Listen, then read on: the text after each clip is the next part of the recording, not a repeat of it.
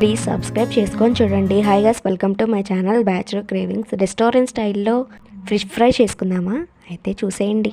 ముందుగా మనం క్లీన్ చేసి పెట్టుకున్న చాప ముక్కలు తీసుకొని దానిలోకి 1/2 టేబుల్ స్పూన్ పసుపు, అలాగే ఉప్పు, కారం టేస్ట్కి తగ్గట్టు వేసుకోండి. అల్లం వెల్లుల్లి పేస్ట్, అలాగే గరం మసాలా కూడా వేసుకొని మొత్తం బాగా మిక్స్ చేసుకోవాలి. లాస్ట్లో కొంచెం నిమ్మకాయ రసం వేసుకొని 1 అవర్ వరకు పక్కన పెట్టుకోండి. తర్వాత ఒక కళాయి పెట్టుకొని ఆయిల్ వేసుకోవాలి. ఆయిల్ బాగా హీట్ అయిన తర్వాత మనం మ్యాగ్నేట్ చేసి పెట్టుకున్న చాప ముక్కలు ఉన్నాయి కదా, అవి ఒక్కొక్కటి వేసుకొని బాగా ఫ్రై చేసుకోవాలి.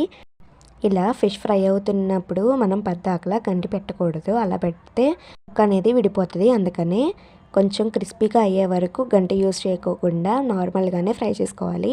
చూసారు కదా ఎంత ఈజీగా ఫ్రై అయిపోతుందో. ఇలా గోల్డెన్ కలర్ వచ్చేంత వరకు డీప్ ఫ్రై చేసుకుంటే ఎంతో టేస్టీగా ఉండే ఫిష్ ఫ్రై అనేది రెడీ అయిపోతుంది. ఈ వీడియో నచ్చినట్టయితే లైక్ చేయండి. ప్లీజ్ సబ్స్క్రైబ్ చేసుకోండి.